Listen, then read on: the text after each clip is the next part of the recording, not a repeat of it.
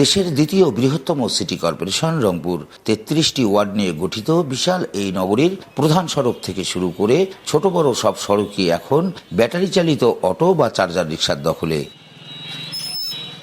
দুর্ঘটনাপ্রবণ ও বিপজ্জনক এসব হালকা যানবাহন চলাচল নিয়ন্ত্রণের কথা বলা হলেও বাস্তব চিত্র একদম উল্টো।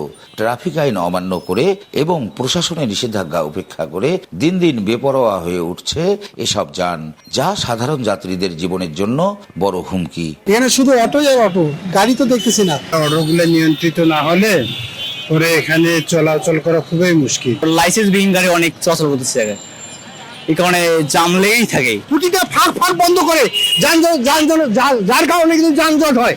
দুর্ভোগের পাশাপাশি এসব বাহনগুলো ডেকে আনছে বড় ধরনের বিদ্যুৎ সংকট। 5টি ব্যাটারি সংযুক্ত এক একটি অটোরিকশা চার্জ দিতে প্রতিদিন বিপুল পরিমাণ বিদ্যুৎ খরচ হয়। 12 ঘন্টা চার্জ হয়, 12 ঘন্টার মধ্যে প্রায় 13-14 ইউনিট যায় কারেন্ট। মাসে বিল আসছিল আমার 1920-2000, এখন আসে 3000-3132 টাকা মাস। আমাদের ওটা আবাসিক মিটার। গাড়ি গ্যারেজে চার্জ দেই, সেখানে মনে করেন যে চার্জ দিতে গেলে ঠিকমতো চার্জ যারা দায়িত্বে আছে তারাও চার্জ ঠিকমতো দিতে দেয় না। আমরা চোরাই ব্যবহার করে না মিটার থেকে ব্যবহার করে, এটা তো বলতে পারবো না। রংপুর মহানগরী ও এর আশপাশের শতাধিক গ্যারেজ এবং চার্জিং পয়েন্টে প্রতিদিন নিয়ম ছাড়াই চলছে এই চার্জের মহা উৎসব। তবে এই গ্যারেজগুলোর বৈদ্যুতিক সংযোগ বৈধ না অবৈধ তা নিয়ে রয়েছে প্রশ্ন। এই ইজি বাইকগুলো যে বিদ্যুৎগুলো ব্যবহার করে সেগুলো সাধারণত তাদের বাড়িতে তারা ব্যক্তিগতভাবে যে মিটারগুলো নিয়েছে, বিদ্যুতের মিটার, সেই মিটারে তারা বিদ্যুৎগুলোকে ব্যবহার করে।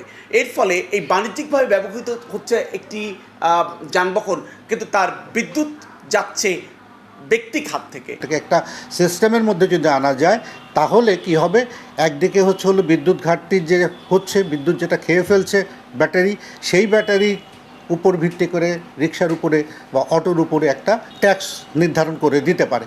রংপুর নগরীর জন্য প্রতিদিন গড় বরাদ্দ প্রায় 95 মেগাওয়াট বিদ্যুৎ, অথচ ব্যাটারি চালিত ইজি বাইক চার্জ দিতেই প্রতিদিন অপচয় বা খরচ হয়ে যাচ্ছে প্রায় 40 মেগাওয়াট বিদ্যুৎ। কেউ বাসায় যায়, কেউ অটো স্টেশনে দেয়, কেউ পল্লী বিদ্যুৎ আছে, কেউ মেট্রোতে আছে, বিভিন্ন অফিসের মধ্যে বিভিন্ন চার্জ দেয়।